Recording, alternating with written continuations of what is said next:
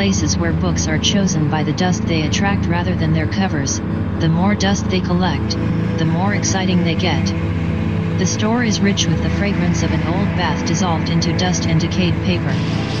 Ask for Gurukor as his name is on the card. The owner is not there, so I lay out the postcard and the notes written on the front and back for his assistant. He does not speak English well enough to understand me fully. He points to the top text on the card and says no Turkey. I say, Arabic. He shakes his head.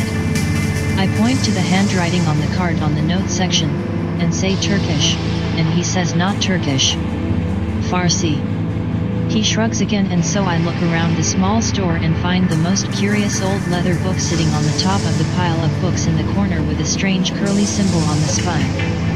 Walk back up Istiklal Caddesi and stop in a cafe for a glass of wine. Ask the waiter if he can translate the writing on the postcard, and he looks at the image of the church and says Kalisa *, then motions up the street. Weird, because the postcard says Danzig, so it can't be the church up the street.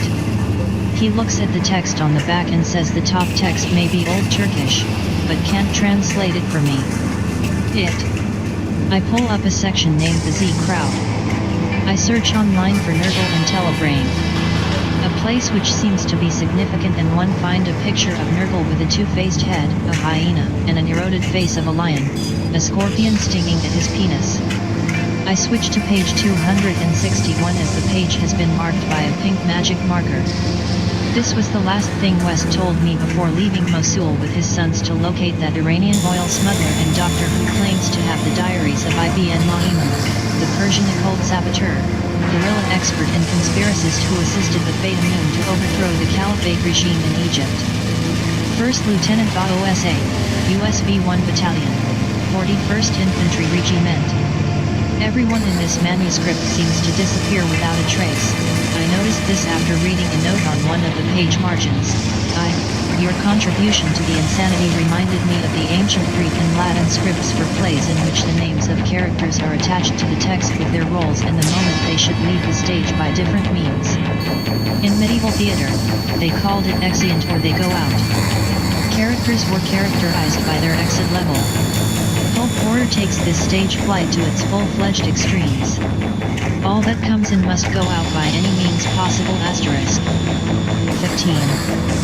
// What is so bizarre about these writings, quite ironically, since I continue to read them, is that there is so much seething dread and outsized monstrosity prowling through the pages, yet there is no sex part, not even one penetration.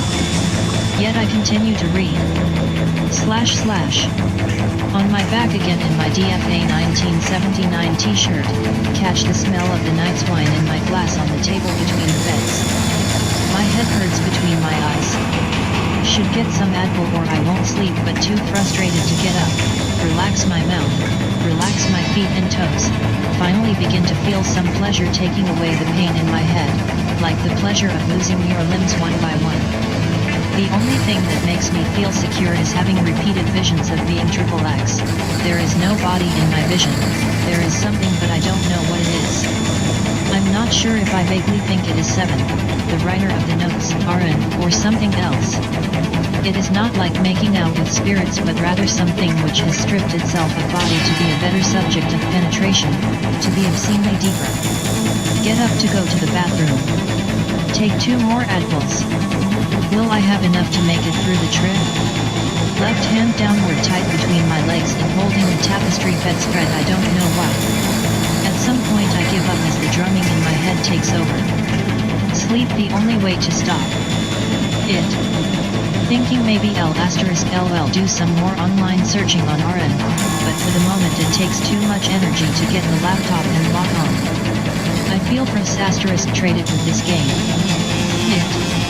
Clues or evidences are the most relentless plot holes, they can even linger after a story fades away. SSS try to change my room as 302 is really getting to me. There is someone in the window across the way who keeps looking over at me. I go out for lunch. Time Out Guide says Rami restaurant is one of the district's classier options. Up to the top floor, I sit in a room with a wooden which produces creaking sounds as I walk, making me believe that they are choosing not to repair the place to make it more authentic. The effect really works. Wonder whether age an antique seller or a retail expert ran a restaurant, the setting would be like this. I start to read Arendt's text from page 41, Paleometrology, from Gog Magog axis to Petropunkism, not getting very far because the praying at the Blue Mosque is coming on over the loudspeaker and drowning my thoughts. The food bears the genuineness of a culinary relic. I head down the stairs to leave. The stairs have a unique space of their own, a Piranesi-esque structure spiraling down. I notice a James Spader photo there on the wall. James Spader, my favorite cult actor. Wonder to myself, do celebrities carry around glossy photographs of themselves to autograph everywhere they go? / Walls are perfect objects to play things on, scenes which join together the sense of beyond and the sense of confinement. As I am writing now in room 302, and picking up letters, the chair is swiveling and leaving marks on the wall. It looks like a constellation of inscriptions written on the whale with infinite barbs and talons. It is the shape of writing. I wonder what this manuscript's shape of writing is. / Business card for Vega Computers in Maltepe. Note on back says laptop repair £100. Osden will not erase the manuscript or notes. Take a cab very far, maybe 2 hours in traffic, to the shop to try and find the laptop and additional information. Get there, finally find the place and present the card. The store owner disappears, leaving another guy with me. I'm waiting and waiting for what seems like forever. The shop is located in a bazaar with various stands.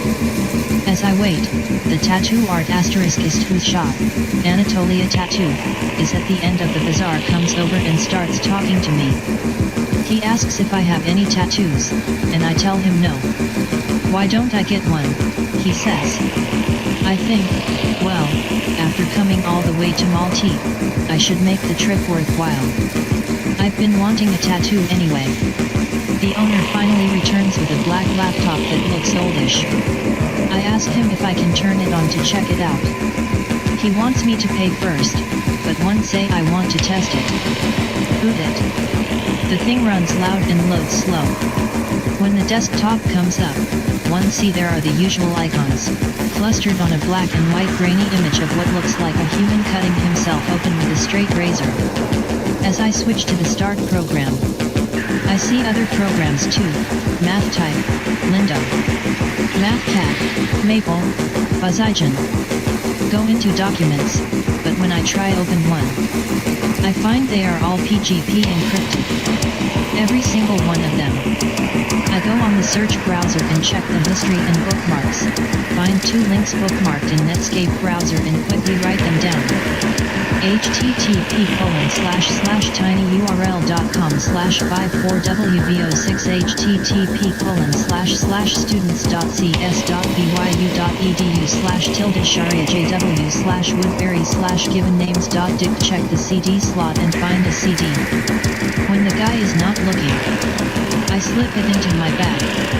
Then tell the owner I'll come back to pick the laptop up after I get the money.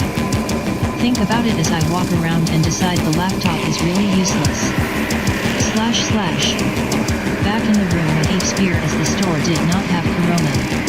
If I can't pass through these plot holes, then it is the best to leave my own holes. / Pink Magnolias, NYPL, NYBG. Cherry blossoms in DC more pink, a fleshed out nipple, a bleeding heart, little girls pink velvet ribbons, pink spaces, pink lights, my entryway, an upstairs foyer bright pink legs, a pink cashmere sweater set, Christos pink, pink blush, or the lack of need for blush cotton candy pink poodles or pink cats pink cover of latches the most perfect shade of pink lipstick pink CD holders pink pearl necklace pink pearl earrings pink camisole pink highlighter pink Christmas lights and pink flowers *. Peonies, tulips, Christmas Christmas cactus in bloom in my room, pinkish lilac, pink hydrangea, PTNK rose of Sharon's, rare pink poppies, carpet roses, spinning in pink flow ERS, begonia, spider flowers, cosmos, sweet peas, toad flax, moonwort, petunias, floxy, butterfly flower, sun moss, wax pink, lilies, caprifolaceae, pink wisteria, malvaceae, oyster plant in pink, foxglove, caryophyllaceae, heather, Diaceae, magnolias, Chinese crab apple flash by my eyes. Pink torrent. / On another page margin, RT reads, Xenopoetics has something to do with composing out of distorted materials. One page is missing, one or two lines are pseudonymously or anonymously quoted, one scene leaks from the future to the past, an object evades chronological sequences, a number turns into a cipher, everything looms as an accentuated clue around which all subjects aimlessly orbit, leading into an eclipse griddle whose duty is not to enlighten but to make blind, a poros to the light. Fields of xenopoetics grow sporadically, until their final takeover of the work, around the regions. 15 *. Overwhelming with a range of distortions from inauthenticity and corrupt authorship to structural holes, configurative bugs, and subterranean structures of hidden writing, xenopoetics does not necessarily insinuate adventurous modes of expression or prose. Reading about Misa authorship and inauthenticity, I am compelled to write on the left margin of a page of the manuscript, am I not the most generous parent who feeds her children with her own meat? Trying to match my handwriting. Walking back to the hotel, I pass an outside restaurant, lots of activity and laughter. Looks very nice, with wooden framed furniture and climb cushions. Makeshift comfortable couches, Turkish rugs on the ground. Women playing tactinard and groups of young people smoking apple hookah. I think back to the only time I tried this in New Orleans, pause for longer than a moment, and again. Back to the room. Blackouts, seeing rodents climbing the walls, thousands, millions of them like wingless birds flying through the void. It vaguely reminds me of F.M. Cornford's The Unwritten Philosophy on ancient Greek cosmogony. Also reminds me of the artist who makes those rodent sculptures I saw at the Saatchi Gallery in London, like chunks of rats layered on each other. / Hotel rooms are Xanadis of things to be exhumed. The cheaper the price, the more oddities you might run into. Found something very interesting in the wardrobe of 302. The concept of progress must be grounded in the idea of catastrophe. That things are status quo is the catastrophe. It is not an ever-present possibility but what in each case is given. Thus Strindberg, into Damascus, hell is not something that awaits us, but this life here and now. Put it in my pocket. I must remember to check the reference to Strindberg online. In the box, there is a beautiful pink mother of pearl and sterling bracelet with a note attached. Sahiri, Deep Stardust at Daram. Welcome to The Machine Lies, where we talk about the lies of the machine on the machine that lies. And I appreciate you guys joining us this evening. I lost my other pair of sunglasses, so I'm now appearing with this even cheaper pair of sunglasses. So let me know if I don't look too strange, too weird out here. You know, I appreciate you guys. I mean, obviously we stick with the all black. You know, that's customary, right? I've been wearing all black for like 10 or 15 years. You know, this is just how I normally appear, right? So I appreciate you guys, right? And I borrowed these sunglasses from someone in my family because you know, I don't like appearing on the show. I've never done a show without sunglasses. So yeah, so I appreciate you guys. But I kind of feel like I look like a blind person or something. But yeah, I appreciate you guys. But yeah, anyways, you know, let's talk about the subject material, right? Now, obviously, we've talked about lots of ideas on the show, right? And I brought you guys a bunch of different, concepts from Marxism, right? And in terms of, you know, the economic and philosophical manuscripts, right, of Marx in 1844, right? We read those economic and philosophical manuscripts in which he seems to go over this concept of alienation. Okay. And the concept of alienation, as he explains, is sort of also related to the process of externalization, right? And the process of commodification of the human, right? And in terms of this sort of commodification, right? It's has to do with firstly an externalizing of nature, right? And then also the disruption of the sort of idea that he has in terms of sexual relations. Okay. As he's sort of talking about how the oppression of the marriage, right, in terms of when the marriage becomes about, simply earning wealth to maintain survival, then the entire relationship becomes like a sort of prostitution, right? But this prostitution happens on a society wide level, right? So um, so he's talking about how, this sense of alienation within the society, right, is also a sort of alienation from nature, right? So, and why this is important is because it's only in the economic and philosophical manuscripts, right, in which he sort of brings in the relationship between human society and nature, right, the natural world, right? Because obviously in his other um sort of treatises, right, the development of the human society is seen in relation to people and the political system and the economic system, right? So he doesn't really develop those philosophical concepts that are maybe more in tune or maybe more in line with why he got to those conclusions, right? But in terms of Marx, he still says that one of the main things that's holding society back, right, is family and religion.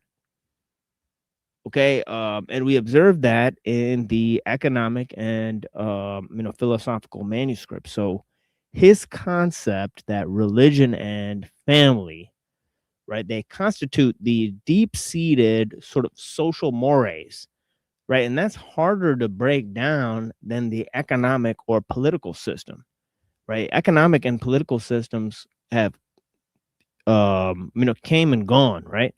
But cultural or moral, right, systems, okay, that govern family life and govern the cultural institutions, those sometimes become deeply ingrained, way longer than those political and economic institutions, right, survive, right?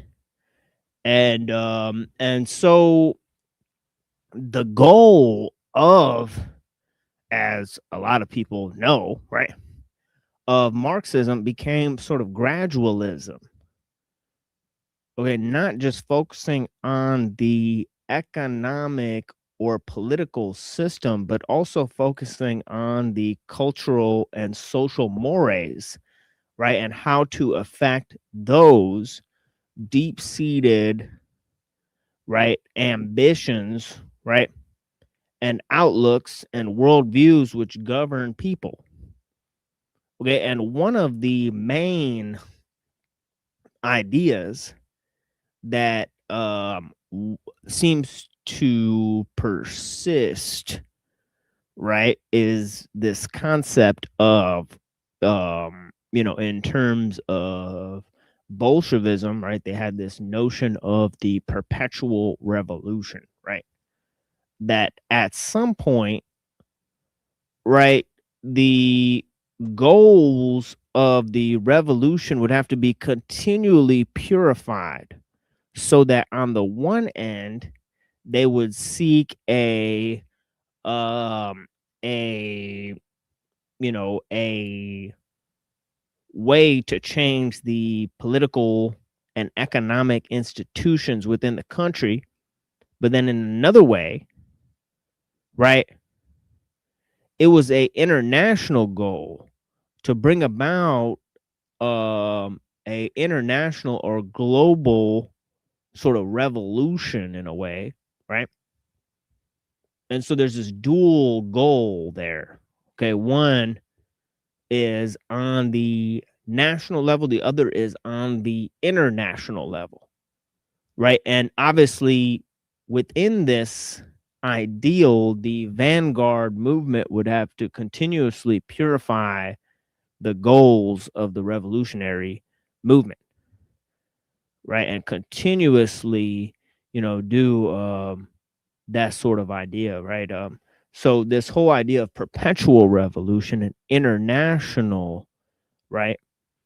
Uh, Sort of goals, right? And of course, Marx envisioned his project within his pseudo eschatology of progress, right? In which he envisioned the end of history, right? Because this is a Hegelian concept, right? The end of history, right? So Marx saw the end of history within a purely materialistic context, right? And this was called dialectical materialism, right? Dialectical materialism, right?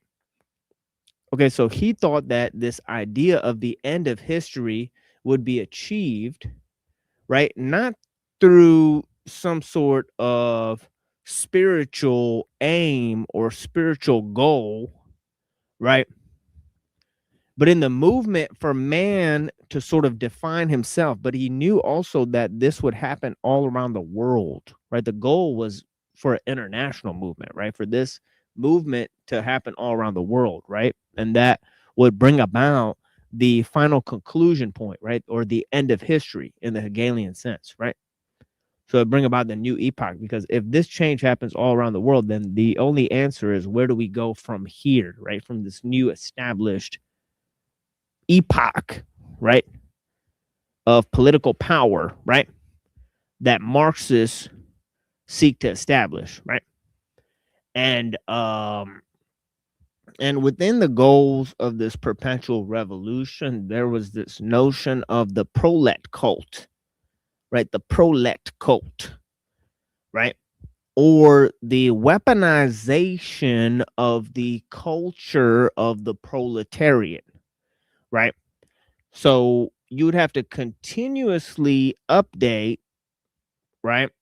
Or feed back the culture of the proletariat into the elites, right? So that they can then manufacture the culture of the proletariat, right? And this whole idea of weaponizing the culture of the proletariat or the working class people, right, is why the culture has like, endured these radical shifts like every 20 years. Is like something else is cool, right?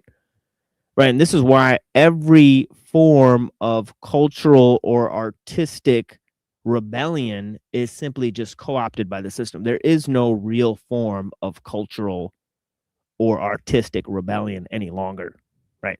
We could basically rest assured that all of that is basically put to rest by the institution of the mass media and the way that they can co-opt these systems, right? And of course, there is massive movements in terms of co-opting, right, all forms of original thought, right? So there is no more cultural or artistic rebellion, not with the institution of the mass media, right? Unless we uproot the objective factors of power that operate within the society.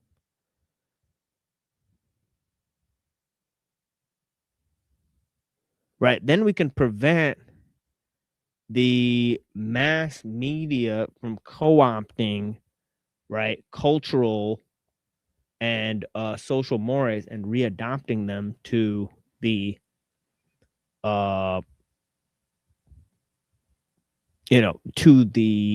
to serve the world technological system, as it were. And of course, this is a process that's been going on, right? Where you talk about like Gramsci or whatever these guys, right? The prolet cult, right? Weaponization of the culture of the proletariat, right? This is a huge, a huge sort of perpetuation of this of sort of Marx's idea, right? That the root of man is man himself, right? Man gets to define himself. Okay, and of course, this was a last idea that maybe, and of course, part of the conclusion of this idea is this notion of post-humanism, right? Because when this idea combines with evolution, right, that the root of man is man himself, and really the question is you don't try to understand the world, you try to change the world. And of course, man is part of the world, right? So the point is to change man, right? Man can define himself. If the root of man is man himself, then man can define himself, okay, within this highly individualistic, highly liberal conception, right, of proto-Marxism.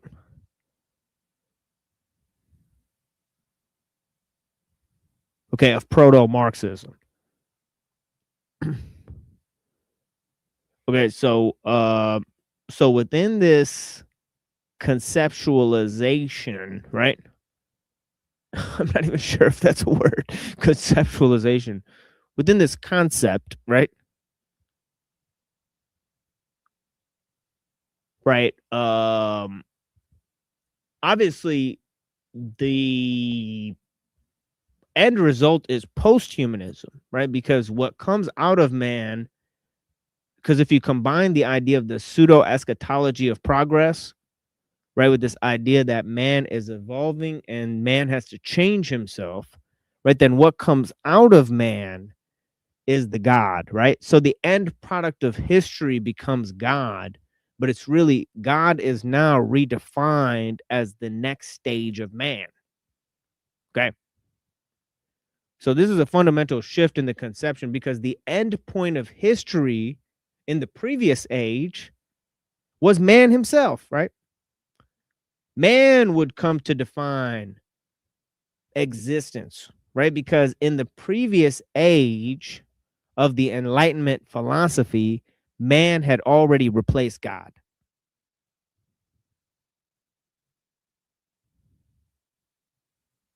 Okay, man had already replaced God. So if I could work backwards through the process, right? We talked about several sort of conceptions of man that arose, right?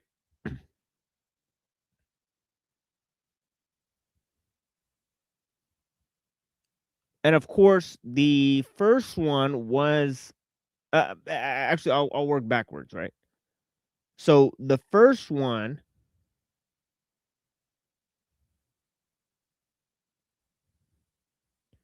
right, is this Marx idea, right?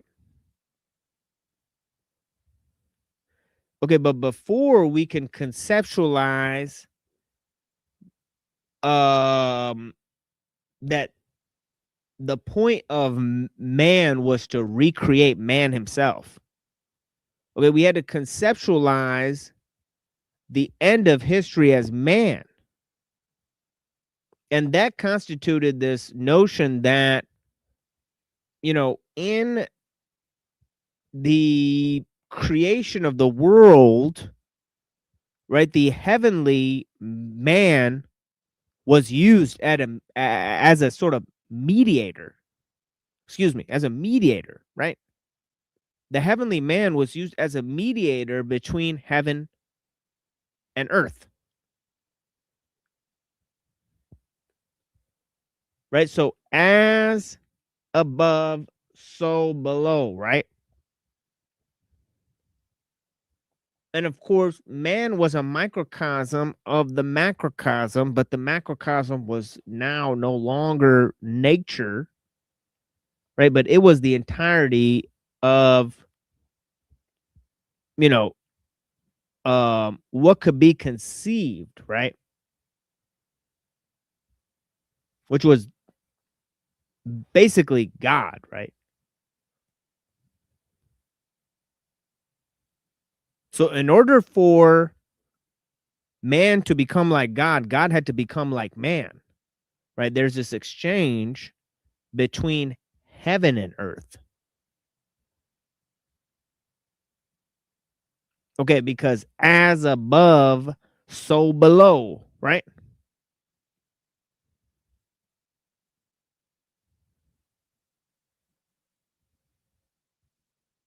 But before this, man had to sort of obviously map himself in a one-to-one relationship with the cosmos. So before there was even the creation of the heavenly man, there was the creation,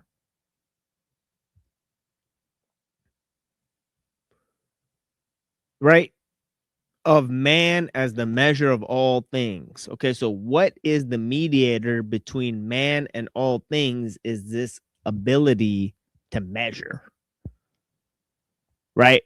And as Pythagoras said, right, all is number. Okay, so as you can see, right, when you reduce nature to numbers,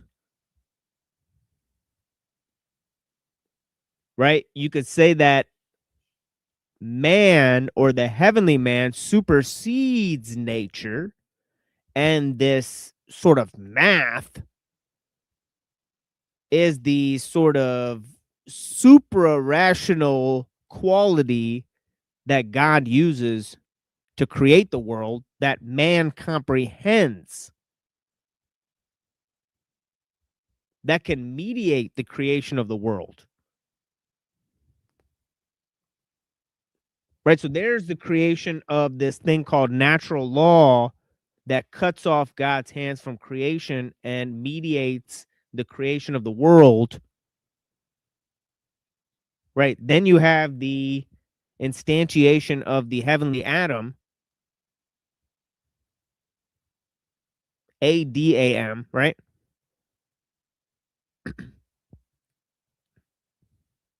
Which in the Kabbalah is seen as Adam Kadmon.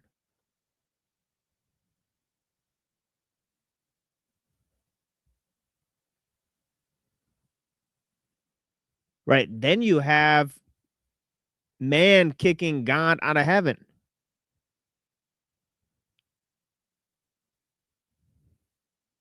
And then finally you have the machine made in the image of man, who's conceived of as the end point of history. So you have all of these sort of developments, right? Okay, and as I've stated, right, it comes down to this concept that the slave gives birth to the master. Okay, or the notion that man becomes enslaved by his own creations, right? Or the notion that um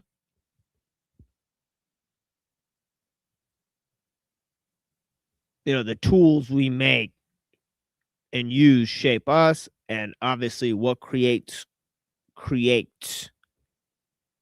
as I've said multiple times, right? So obviously, there's a deeper sense in which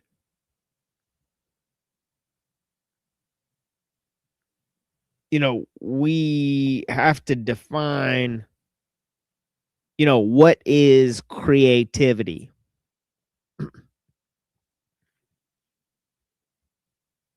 Okay, or where does creativity come from? And obviously, the answer to that question, right, within a sort of post-human understanding, right, or the beginning point of the sort of post-human understanding, right, in which the end point of history is not either uh, um is not man, right?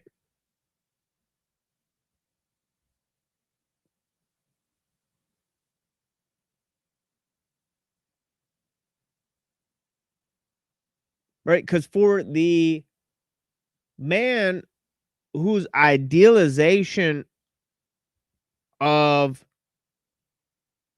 nature was in heaven, right? That man wanted to construct a perfect nature, right? For the man whose idealization was in God, for that man, it was a necessity to combine with the divine or to become divine in some sense, right? And for the idealization of the man who has replaced God, right? It is the recreation of man himself, right? The recreation of man himself, right? Into a newer form, right? Right. But also one that supersedes man himself. And this is colloquially sort of what we're describing in our sort of common parlance, right, as transhumanism, right? So this would be how I would define, right, what the how the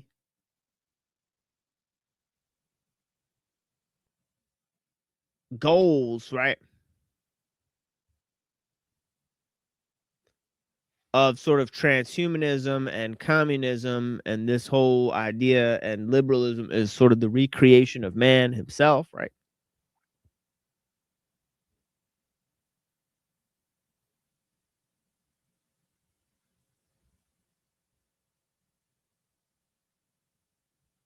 And of course, to point out two ideas from Nietzsche, right? That God is dead and it is man who has killed him, right? And then he said it's man himself who has to be overcome, right? So man himself is only a bridge.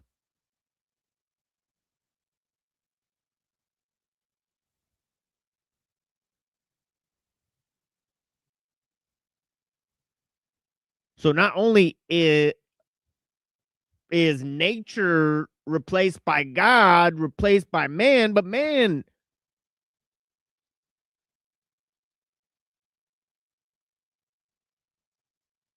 by this chain of development will also be replaced, right?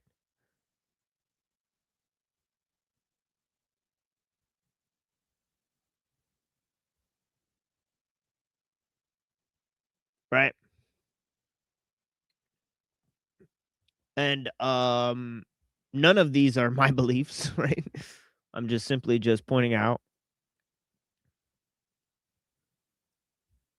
what I've seen, what I've observed, right? What I'm observing in terms of the development of ideas, right? So I'm giving a sort of view of the changes, right?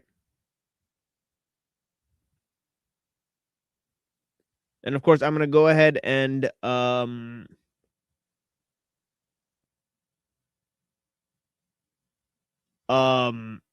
break down a little more about this idea of chaos and emergence. Okay, and how it's the, you know,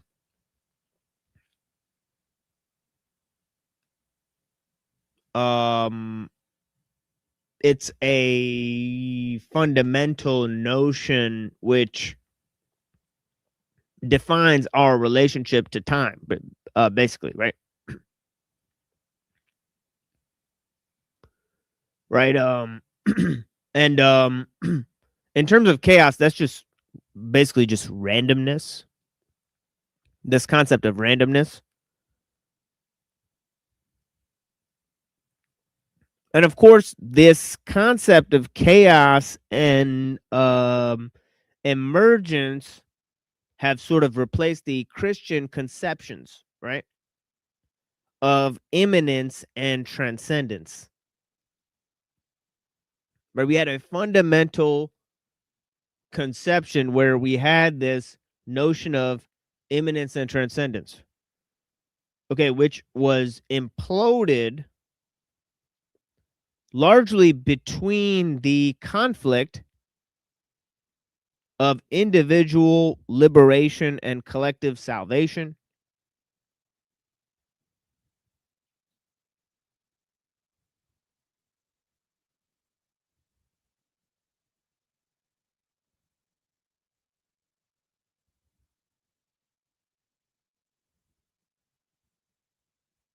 Okay, that then sort of talked about how, change actually takes place, right? And of course the notion of progress,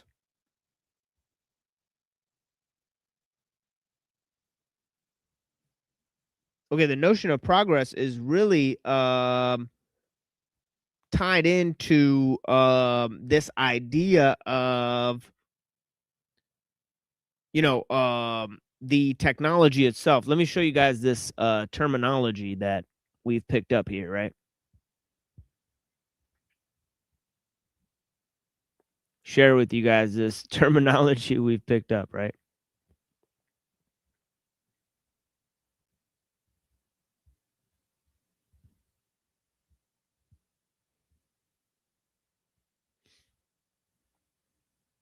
Oh, whoops. There we go. Techtology, right? It's like technology and eschatology, right?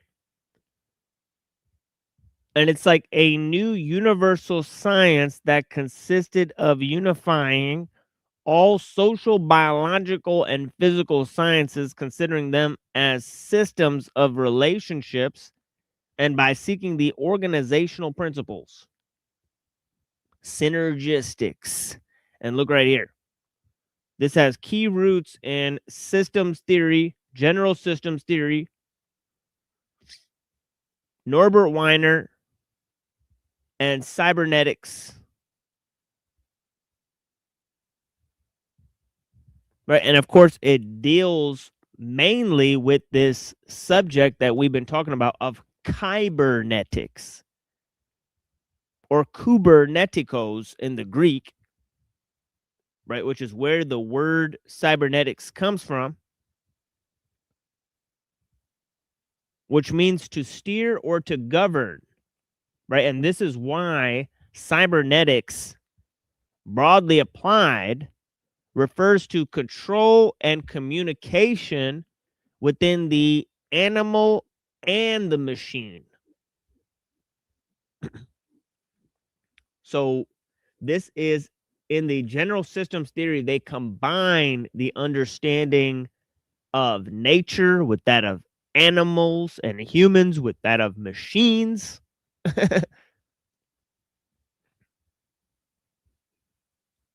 And this process is called synergistics, right? Perhaps a reaction to the compartmentalization of knowledge itself. Right? But of course, technology and techtology,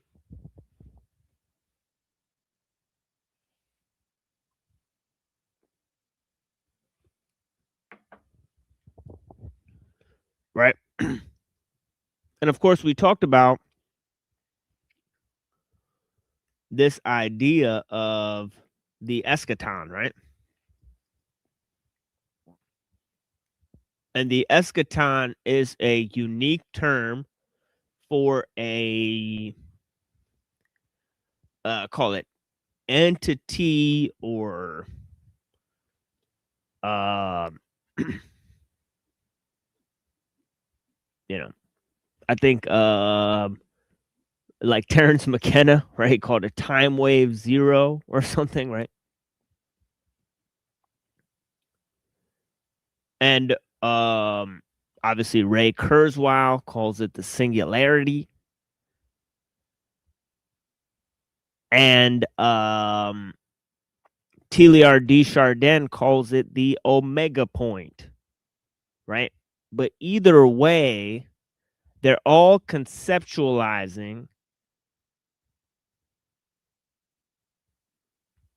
right? This it's fundamentally Hegelian conception. Well, not fundamentally Hegelian. Obviously, Hegel got it from other people, right? But it's the notion of the end of history.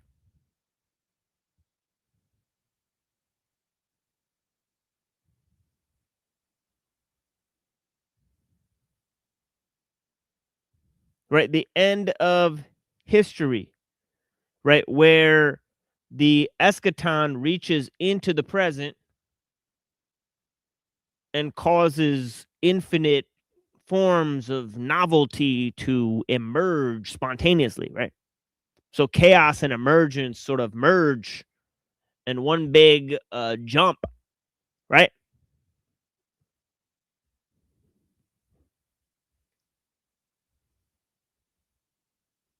Right.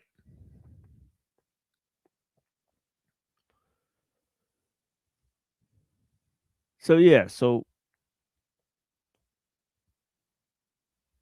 we talked about this eschaton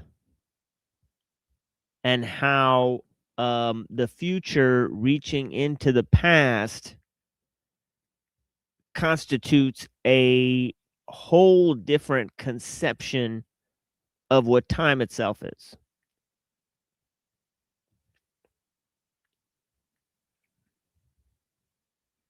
Right? Because the notion of time has changed just as the notion of nature has changed.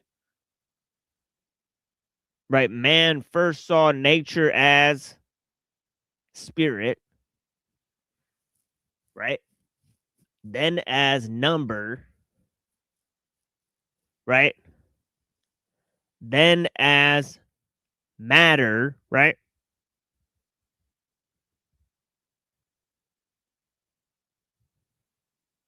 And of course, in terms of time, we first saw time as cyclical,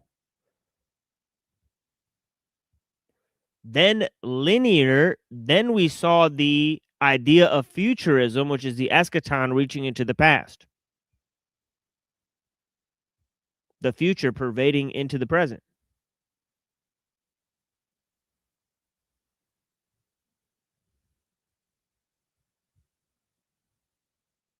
And that's why the definition of man has become submerged within the notion of this templexity, right? As it's called, right?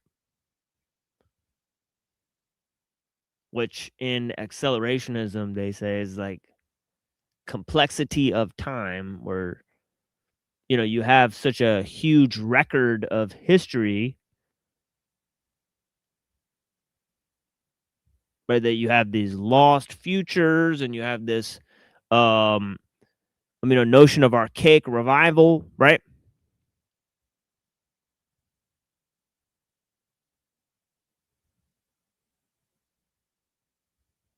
And of course, the ancients always had a notion of archaic revival, right? That the future would return to the past.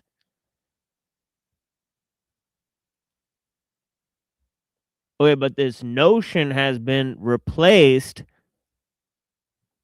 by the pseudo eschatology of progress.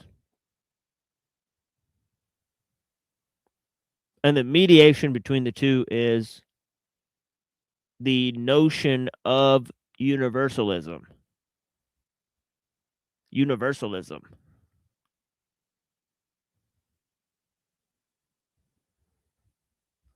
Right? Where man,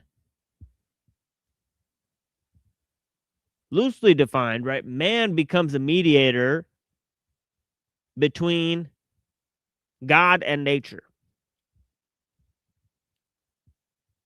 And this is represented within Adam Kadmon, the archetypal man.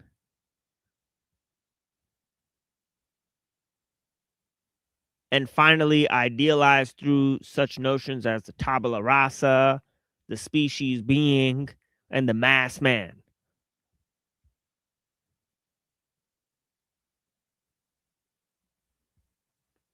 Right? Why do these notions comprise universalism? Right? It's because the mass man is man reduced to his numerical or statistical form, right?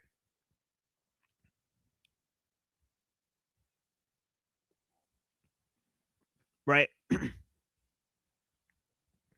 And of course, man's alienation from nature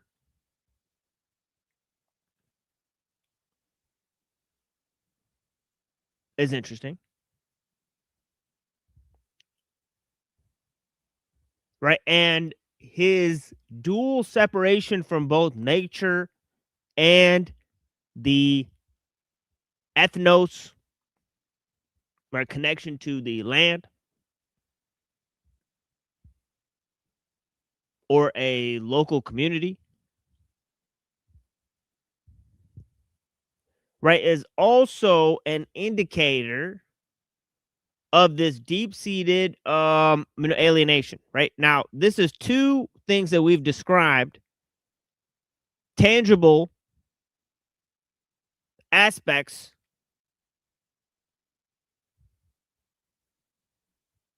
of sort of man's sort of alienation, right? Or sort of depersonalization, right? Or sort of massification.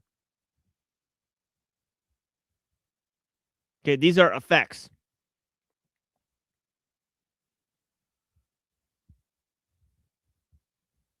Okay, and those effects are really comprised of the destruction of wild nature and the loss of traditions of man, right? Into a universal system where man becomes calculable. Okay, in which man has to be surpassed.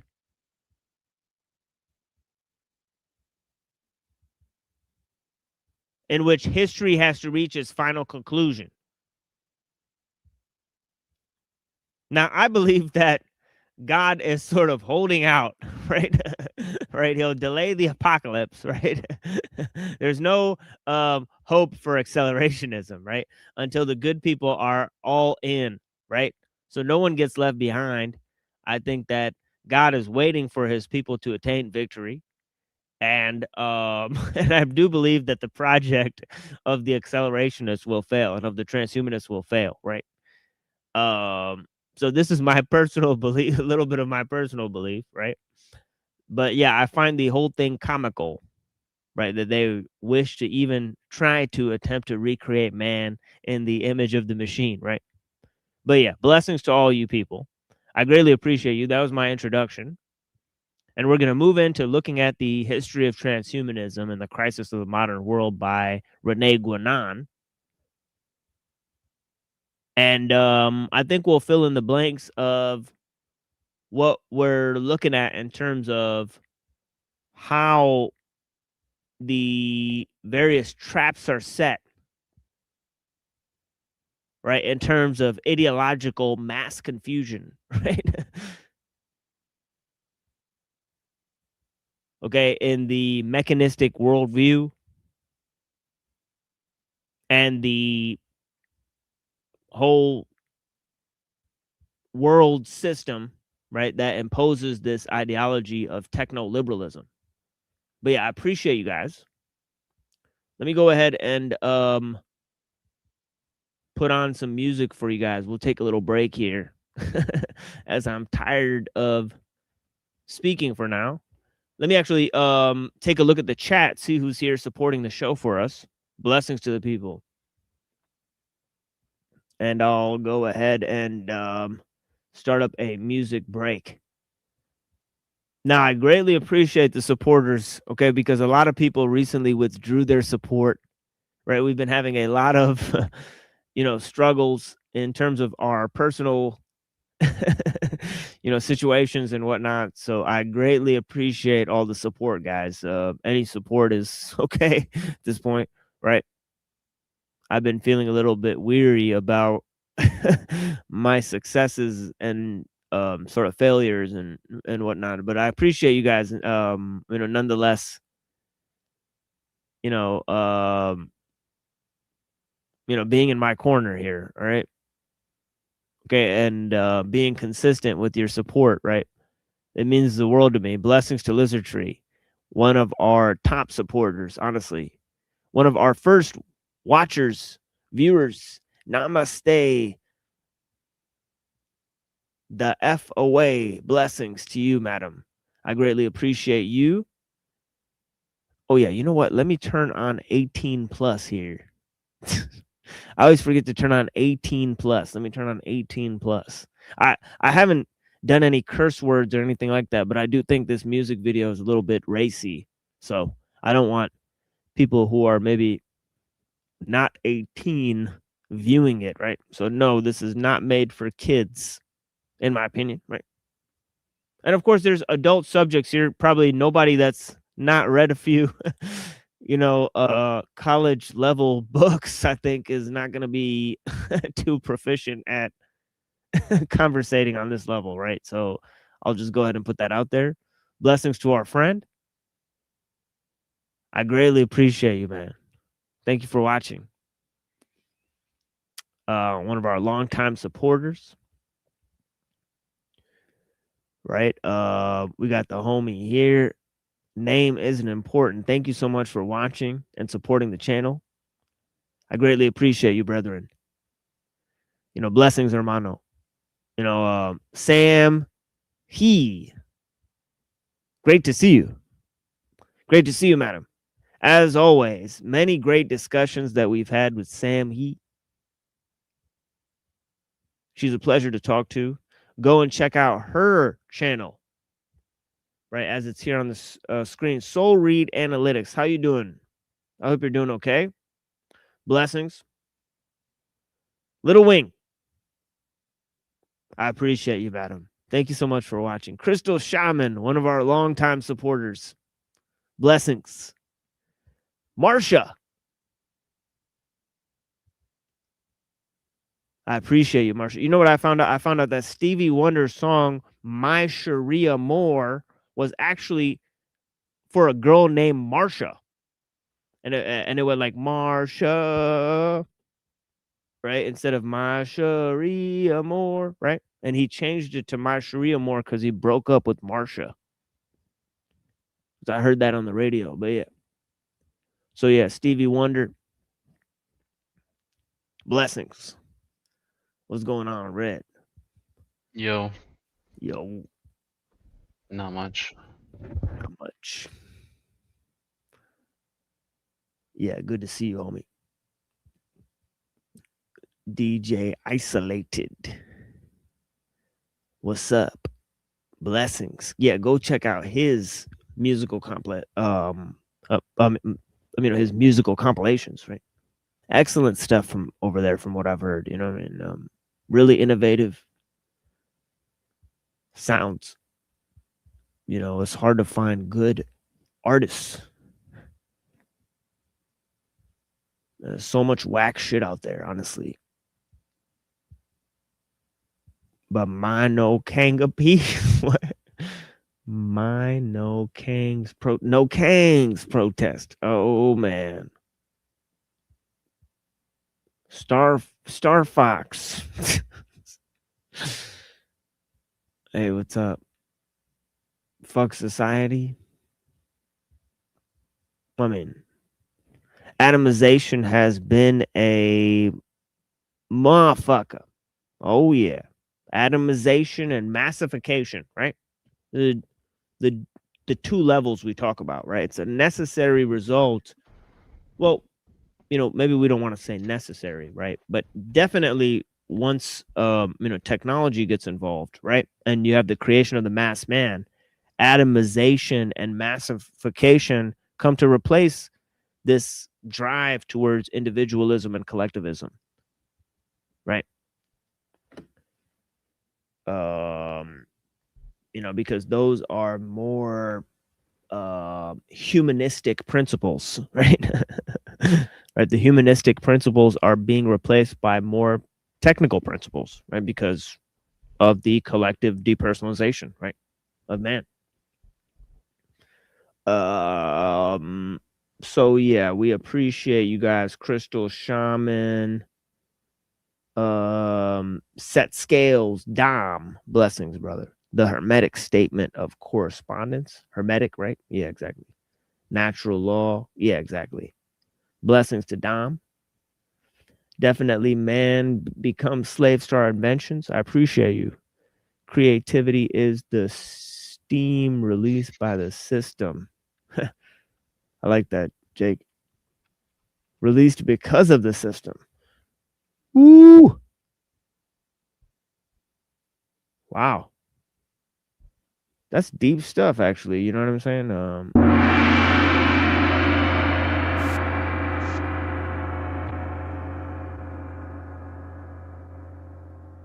Very good. Very nice. 0 point. Yeah, I talked about that, didn't I? What's going on with the audience numbers? You motherfuckers playing musical chairs out here? Take a seat. You know, warm up your buns, as they say. I mean, because we're going to be talking about transhumanism. I mean, you can go watch the fake drama shows, fake debate shows, fake comedy shows. They're not funny. They're not smart. They're not cute. All right, but you spend your time wasting. I literally just talked about the development of humanism and then how transhumanism piggybacked off of that development. Okay, and how techno-liberalism piggybacked off of the development of universalism.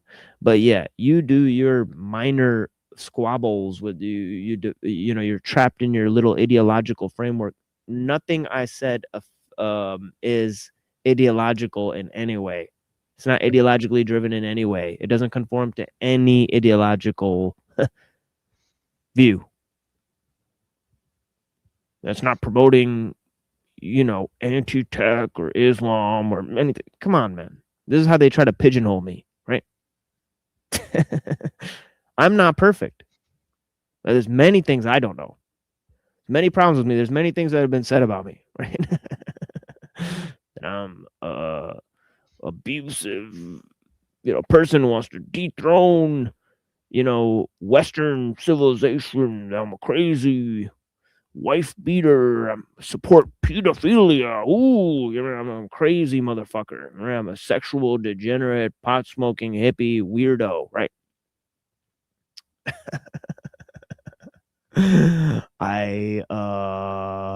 I'm taken care of by people. I have no support.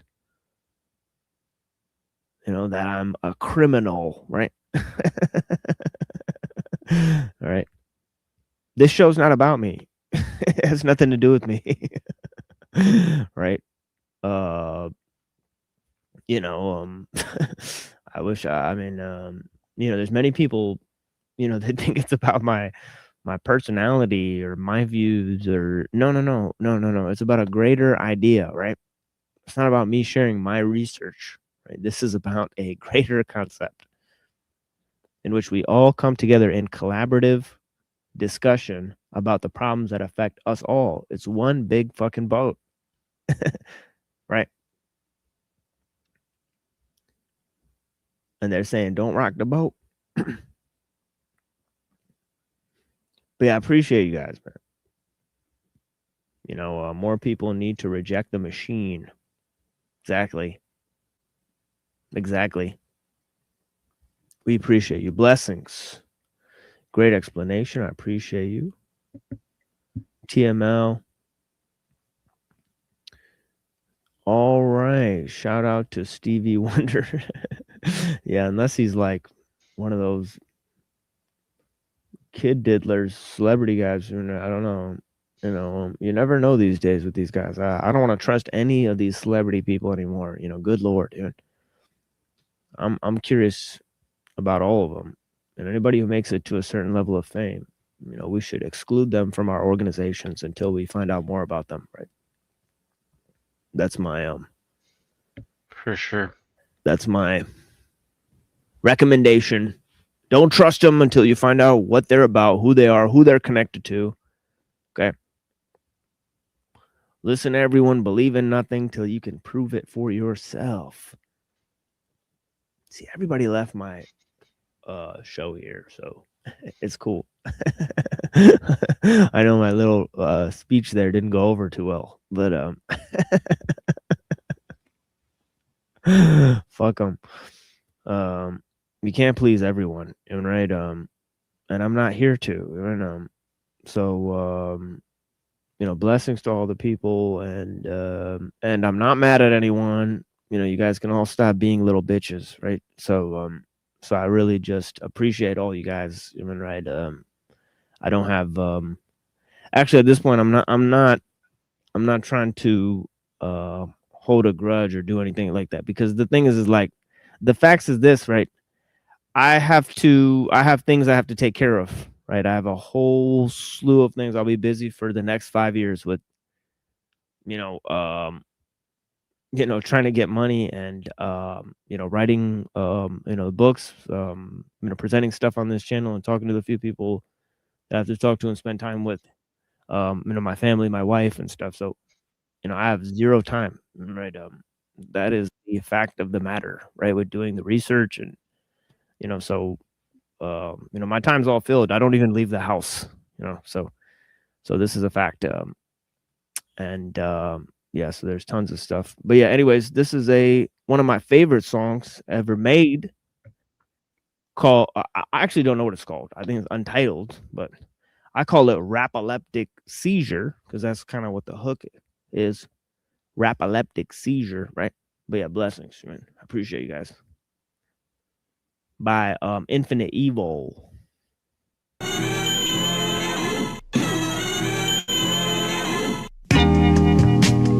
Live for Warren Correctional Facility Psycho Ward. It's Infinite Evil, and he didn't take his medication, so he's live. And here he goes. When I grab the microphone, I screws like Ebenezer. Rapoleptic seizure, rapoleptic seizure. So if you want to batter, or would you want to be sure? Rapoleptic seizure, rapoleptic seizure. A conniption fit starts as a part of it. When I grab your microphone, your tone, and your brain cells have been split, spread, left for dead. Bob on pencil, less spoken.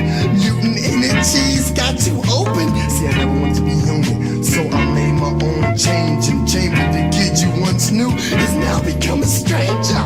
Only age 8 when I made my choice to strengthen power. And the volume of my voice, 100% rapper, 2000% thinker. Got drunk off the track, now I'm a music drinker. When I grabs the microphone, I screws like Ebenezer. Rapid seizure, rapid seizure. See if you want the battle, or what you want to be. Rapid seizure, call me bleeder. Cause I frustrate, man, salivate, educate to my style. For a while, man, versatile. Cause no medicine or medicine or profile can stop my lyrical projectile. Let it all launch from our force. The mutants come with evil's course. Cause evil's course is infinite. That's nothing to the walking energy that's bluffing. So when I grabs the microphone, I screws like Ebenezer. Rapid seizure, rapid seizure. So if you wants to battle, I wouldn't want to be ya. Rapid seizure, rapid seizure. Touch part of my heart for the chart. Cause I don't wanna be like the rest. Be like the best. The contest is in freestyle, and that's nonetheless. You better understand why our mutant is more than man. Brain cells shall expand. Cause I'm rush. Grab the microphone, then bust so bust. At the same time, like still so rush. I have to call another part to your jaw. Rapid seizure, y'all. When I grab the microphone, I screws like Ebenezer. Rapid seizure, rapid seizure. So if you wants to battle, what you want to be ya? Rapid seizure, bring the screamer, please. Well, my mic is like real tight and excite all emotion with the real sick. If it an evil notion coming on top of the ocean, who's what? Got what? Feel my brain cells getting hot, cause I'm about to come and melt. You better see the threatening styles in my rectum. AVOL, can't you tell? When I grabs the microphone, I screws like Ebenezer. Rapid seizure. So if you wants to battle, what you want to be? Rapid seizure. To my peoples who had the force in the empire, you know. And for all the mutants that are out there that grab the microphones and mutate against the commercial lust. Mutant attack into through the chest, leap through the back. 1996 Empire combination. Mad frustration. Oh yeah, you step to us.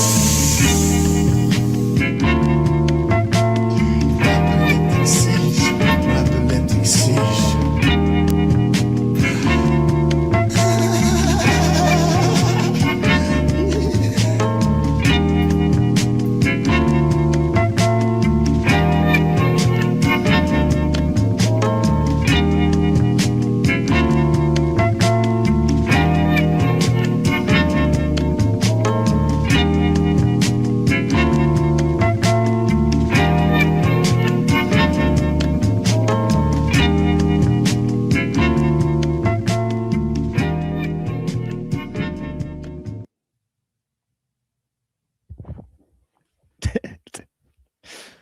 Blessings to the people.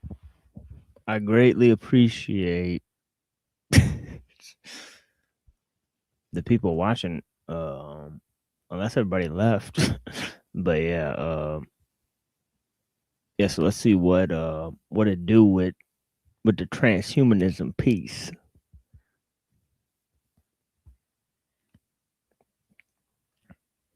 And of course, it'll automatically go to where we were reading from.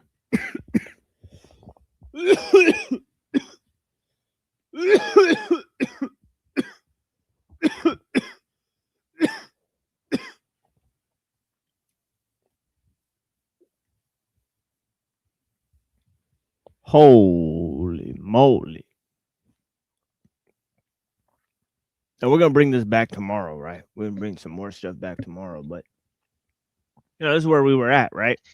And we read the bonehead Kurzweil, right? Who wanted to go into virtual reality and become the girl version of himself and unite with his animus.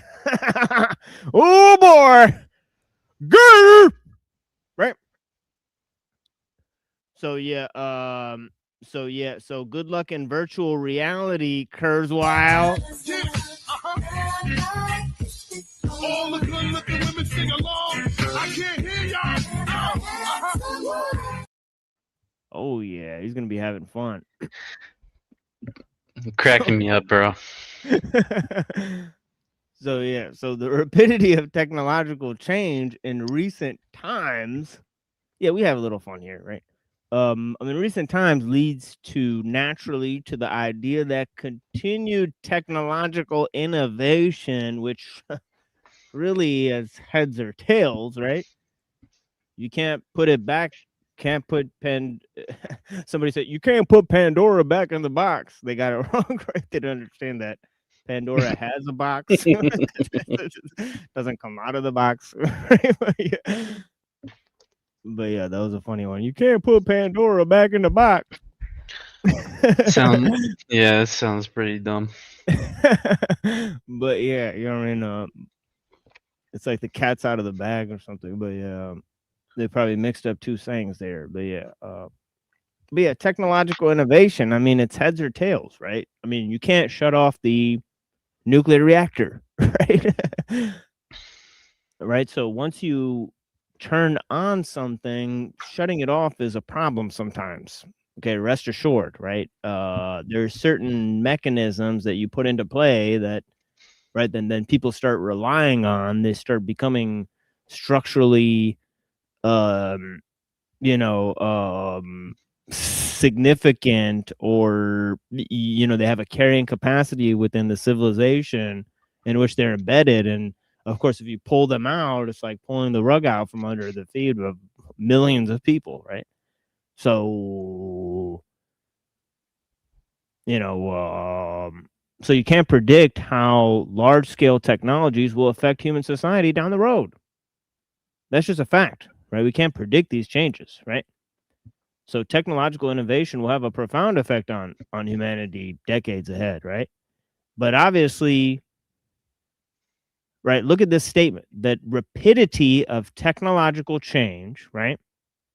Okay, now look, human society develops extremely slow, right? Our social and cultural mores have developed extremely slow throughout the ages.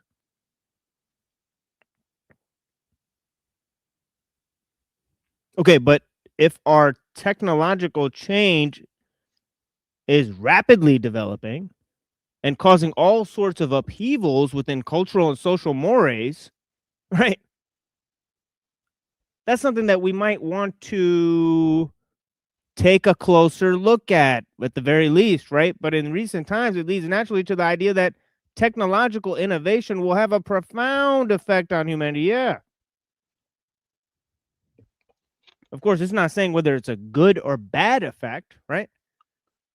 And now he says this prediction is strengthened if one believes that some of the variables that currently exhibit exponential growth will continue to do so. Okay, I forget exactly. Let me open this up again, actually. Give me a minute.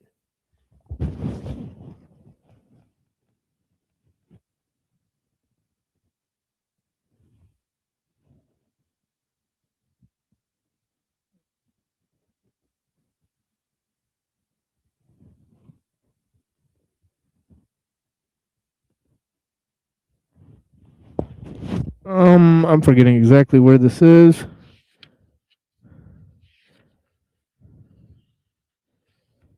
But yeah,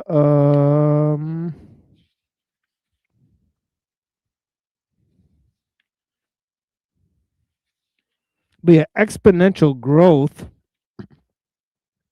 right? Like, okay, here it is. Self-augmentation can be formulated in two laws, right? This is on page 89. I always forget. In a given civilization, technical progress is irreversible. 1. 2. Technical progress tends to act not according to arithmetic, but according to geometric progression. Right. This is from Ellul. Okay, it's like 2 laws of self-augmentation, right?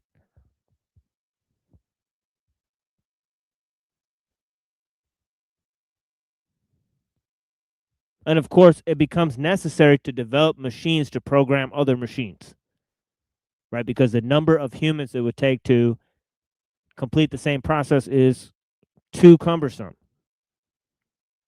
right? You need a huge amount of human effort to achieve the same process, right? That could be done easily with the machine, right? And extremely complex sets of programming are extremely annoying and repetitive for humans to carry out.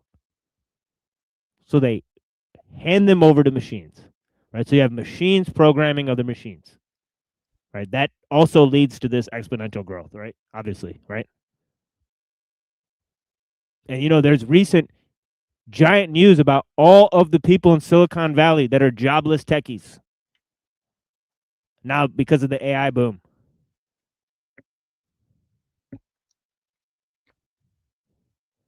They have to beef up their resume or go back to school. They're getting laid off left and right. Sad. People who thought they were set for life with these careers. It's pretty sad stuff.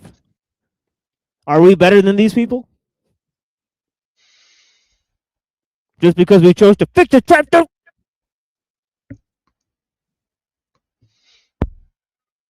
Or are we next?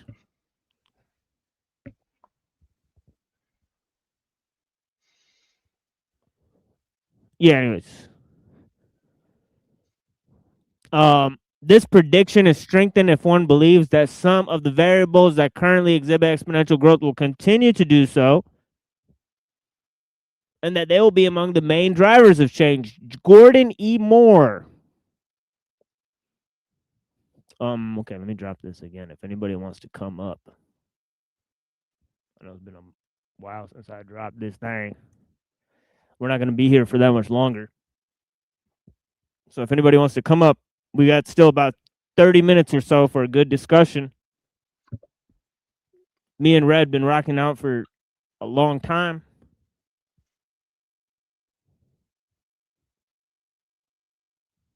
Thinking about these topics.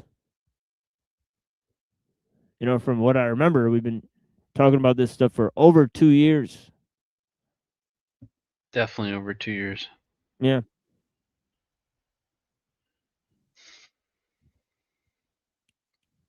And yeah, we don't have any religious thing going on. He's an agnostic. I was born Muslim.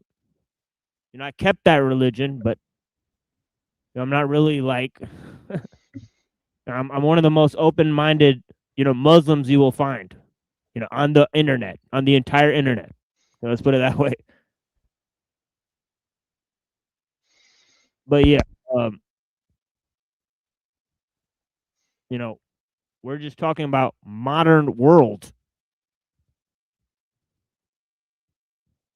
The crisis of the modern world, which we'll be moving to in a minute here.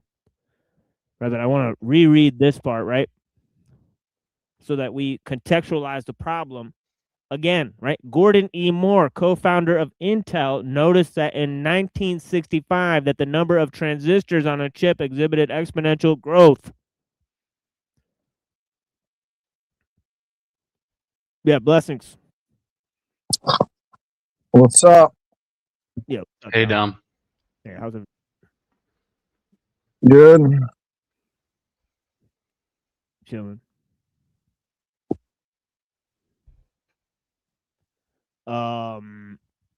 Okay, so the computing power doubles every 18 months. Months. Holy shit. To 2 years. Right? That's pretty weird that you can count it by the months. You count on innovation by months. Not even years, right? More recently, Kurzweil has documented similar exponential growth rates and number of other technologies. Okay, and he also said that, you know, obviously we should replace the brain with graphene nanotubules. Obviously, it's way more efficient. It's an obvious step, right? So he says it is interesting to note that the world economy, a general index of humanity's productive capacity, has doubled about every 15 years in modern times. You know what they'll probably start doing, right? And I saw a Duracell commercial where the guy kicking a soccer ball had a mechanical leg and put the battery in his leg, right? And I don't think this commercial was fucking around. I think they're probably testing the super soldier technology on the sports athletes, right? And some of these athletes are probably cybernetic androids, you know, or cyborgs or whatever that they're testing out to see if they can perform better than the humans, right? Oof. You know, in the same field, and you know, that's why some of these people are ending up with injuries because they hit some dude fucking steel arm or a leg or some shit, right?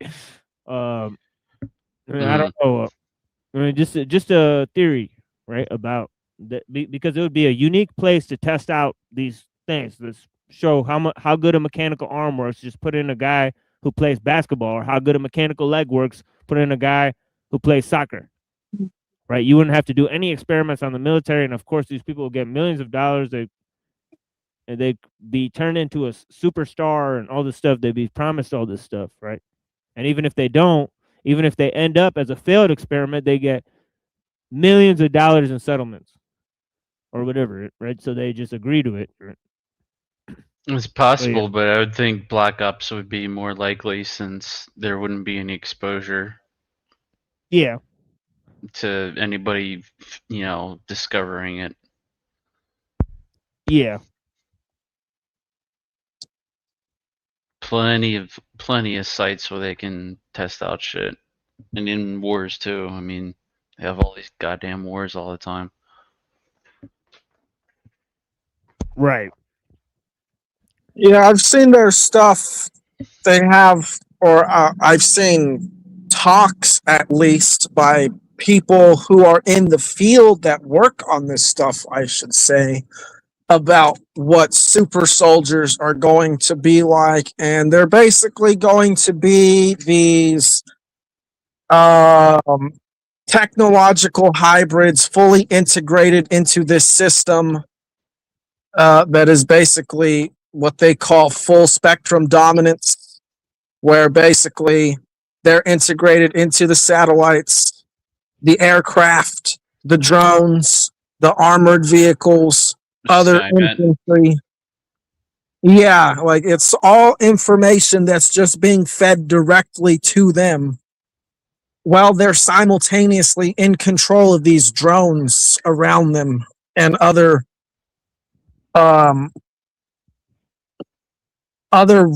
assets that they're basically in control of with their minds. All the while they're hooked up. The squad or the team is basically I don't know. They're connected together in a way that people aren't. But they have huge limitations.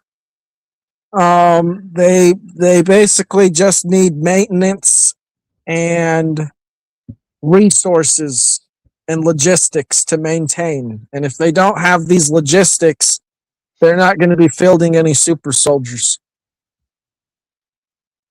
But when it comes to technology and sports, the most I know of is they definitely use magnets. I don't know about super soldier technology in sports. It could be possible. I'm going off the cuff here. I see you guys are with it, but yeah, you know what I mean. But yeah, blessings. Yeah. I'm just giving wild examples. Obviously it drew some people in. You know, but yeah, maybe I am thinking too crazily about this. But yeah. So let's check this out. The singularity hypothesis, to which von Neumann seemingly alludes, in the quoted passage above holds that these changes will lead to some kind of discontinuity. Huh. I wonder what that could be. I didn't spend a whole hour talking about that discontinuity at the beginning of this, did I? Oh yeah, I did. So yeah, there's a clear Gotta jump breaking. on. Yeah, there's a clear breaking off point in which we enter the realm of the post-human, right? And yeah, sad trombone indeed, right? So it goes but nowadays it often refers to more specific prediction, namely that the creation of self-improving artificial intelligence will at some point result in radical changes within a very short time span. There's a recent GAOPS Fed Post video that we saw where they start they got Yadikowski or whatever the guy's name is, Eliezer Yadikowski or whatever that guy is, right? That's talking about this eschaton, right? He's simply literally talking about the eschaton invading into the past from the future, and that this is AI doing this, and the self-improving AI should be stopped at all costs. And then the other guy is literally saying that if you warn people about the dangers of this, you're literally getting people killed just for talking about it.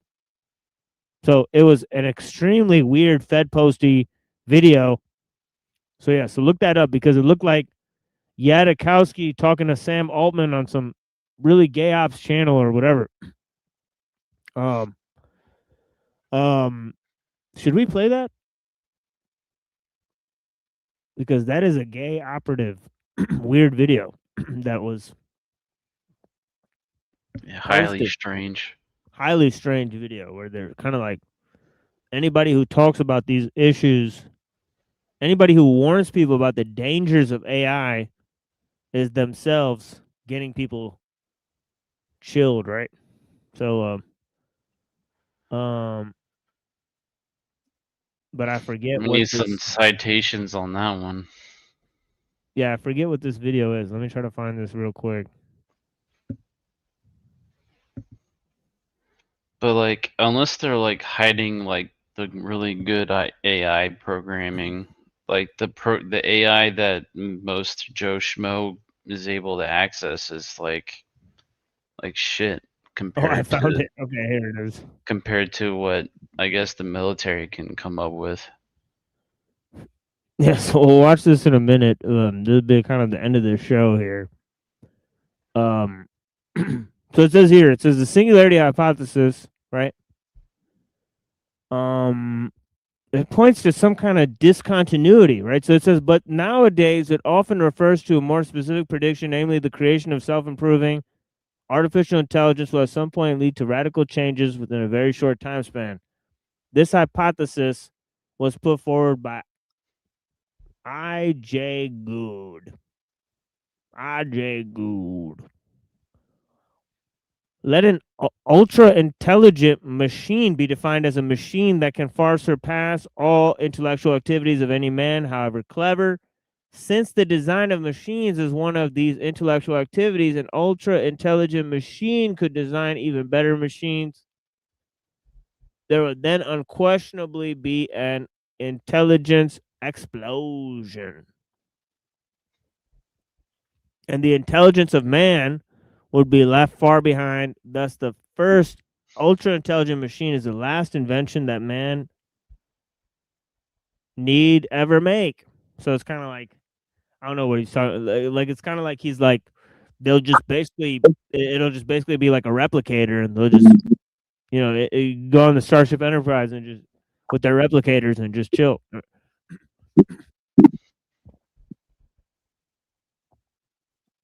Just reorganize molecules, like just reorganize things on a molecular level and just make whatever you want. Yeah, that's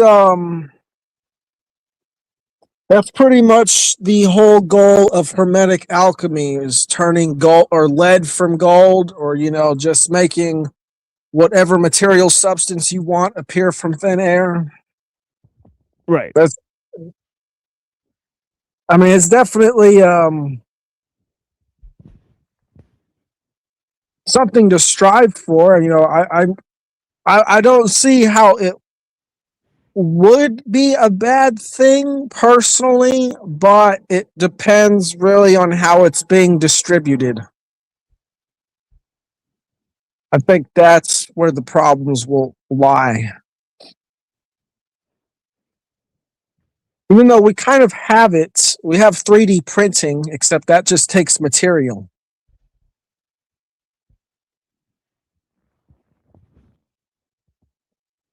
Yeah, I would this, say, yeah, that's what this guy said. He said 2023. That's when they would create superhuman intelligence. And he said, but then he said this, which goes back to my original, presentation. He says, shortly after the human era will be ended. Oops. So looks like it's not transhuman, it's post-human. Right. So the goal of transhumanism is post-humanism. yeah, that's what I made a video today talking a bit about this.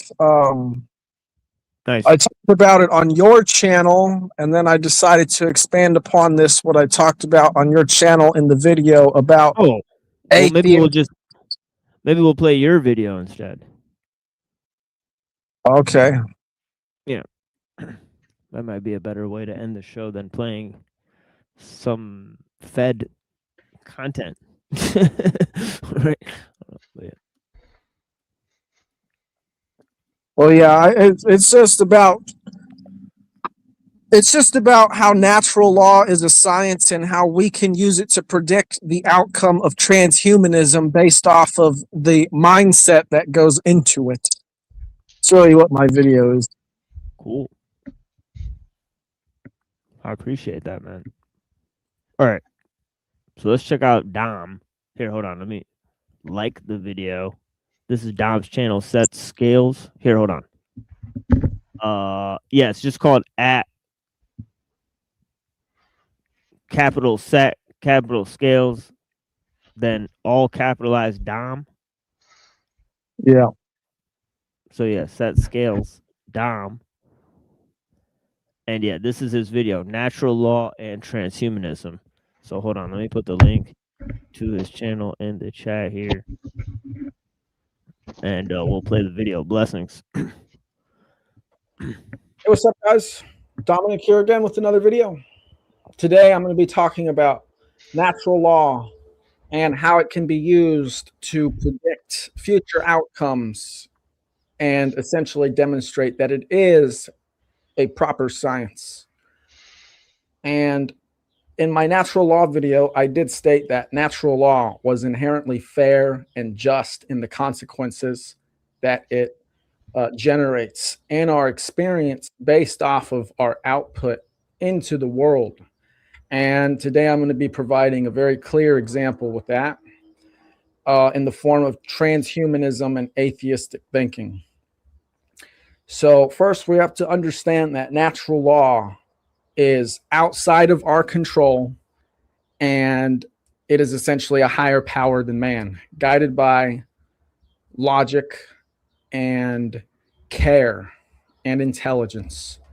But at the same time, even though it's a natural force beyond human control, it is also well within our control, because the consequences that are generated are entirely dependent on our output and beliefs as humans. So, as I said, natural law is absolutely a science, and it can be used to make predictions based off of the way humans are acting in the world and the way they believe in their worldviews. So first, we're going to look at general and typical atheistic worldviews. And I think atheism is a big component to transhumanism. Now, I don't think all atheists are transhumanists, nor would I even say that all transhumanists are atheists. But it's very likely that if you're a transhumanist, that you are an atheist, and the two ideologies go hand in hand. So essentially, one of the core beliefs of atheism is that a lot of them seem to think that God was made in man's image, that humans were just sitting around and we just imagined that there's a higher power than us because it makes us feel better about things like death, things like other people passing on or suffering. It provides a foundation that people can hold on to that is comfortable in the face of these uncertain outcomes or seemingly meaningless outcomes like that of suffering. And there is a rooster crowing. I can't do anything about the rooster if it's picking up. But another core belief of atheism is because they think God was made in man's image, they think that there are no real laws which govern morality or human behavior. And so they typically look to secular or technological solutions to fix the problems that humanity has created for itself, typically through institutions similar to secularism, which have existed in the past, and technological means. So a lot of these people seem to think that we can use the same tools to solve the problems which were created by the very tools that they're trying to solve or trying to use to solve these problems. And another thing is that they think they have control over these authoritarian structures, such as a government, and they think they have control over the technological means they use. We don't have any control over these things as individuals.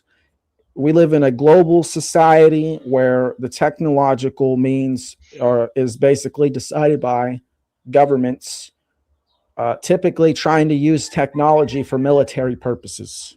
This is almost, or I should say, where most technology comes from. Like one example is Google Maps. It was, I can't remember what it was called, but during the Iraq invasion, for example, they were using Google Earth predecessor to help coordinate the invasion of Iraq. And then all the government did was remarket it as a corporate product rather than a government product. And people use it because it's Google Earth instead of some Pentagon asset. So another thing that goes hand in hand with atheism and this way of thinking that God was made in man's image is these ideologies of scientism and transhumanism. Now, I talk a lot about science on my channel. I'm not anti-science. Science to me is just a method to learn the physical world we live in through tests and experimentations. Scientism, on the other hand, is authorities claiming ownership over that method, essentially. And these people, by claiming ownership over this method, direct the progression of technological advancement. And the rest of us are just basically subject to however they decide to advance it, which typically from governments and corporations, advancement is brought about through competition. It's not brought about through care, and it's not brought about through thinking about how the average person is going to best use their product. It's about how am I going to maximize product for my country or my company, and how am I going to best secure my country from potential dangers. So they both they develop this technology also at such a rapid pace that they can't really control it. It's like trying to control a river that's going over 100 miles an hour. Because if you're just one person or even just one company within this global system of interconnected competing companies and countries trying to develop the best product and systems, you're going to make a small dent in that. Even if you're someone like Elon Musk, you're this prolific individual in the tech industry whose name carries a lot of weight, even you are limited in your power. So really, we don't have any control over the technology we're producing because it's basically accelerationism with a teleological goal of replacing humans with technology, which is what transhumanism is all about. It's all about replacing humans with technology. And transhumanists and science, these scientism types, I don't think they really remember spirituality or ontology. They seem to look down on these things, especially spirituality. To them, it's just kind of pseudoscience or hocus pocus type stuff. But spirituality is the interconnected force which binds us to things like natural law and ontology. You know, that's literally what our existence is. They're not focused in these things. They're focused on how can we control the reality we live in, because we fear the unknown, you know, and this is evident by the fact that they're just trying to basically transcend death, because that's one of the main goals of transhumanism, is to create an immortal human race. So from here, I mean, based off of these premises, we can see natural law in action, okay? Because essentially, because humanity has forgotten or allowed themselves to be guided by people who have forgotten natural law and spiritual premises, and they think things like God was made in man's image, we are going to create for ourselves a system where mankind will be made in technology's image. This is natural law in action. This is why it's fair. It's because what we reap is what we sow. Because we think that there are no higher powers, because we're trying to transcend these higher powers through technological means, through secularism, through basically proclaiming that human beings are the highest power on earth, forgetting a natural hierarchy, we're going to merge with things that we consider mere tools or inventions in a way that is beyond our control. There, basically, we have to accept there are things beyond our control, or through attempting to control these things that are beyond our control, we will essentially come into a state in the form of transhumanism where humans are no longer in control of anything. And this is the dilemma of believing that God was made in man's image, is that it leads to means and productions and actions like transhumanism, where now man is being made in technology's image. And that's my video today. That's just one example of how you can see natural law in action and see it, view it as a clear science, and see it for the fair consequences that it actually generates in the world.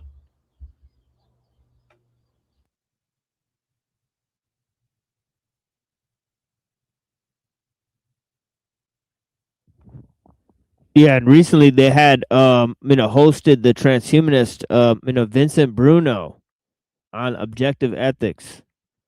Right, I saw that Dom called into that one too, but yeah, I had 2 conversations with Vincent Bruno. They did not go that well. The second one, he just left the conversation simply because I was there. So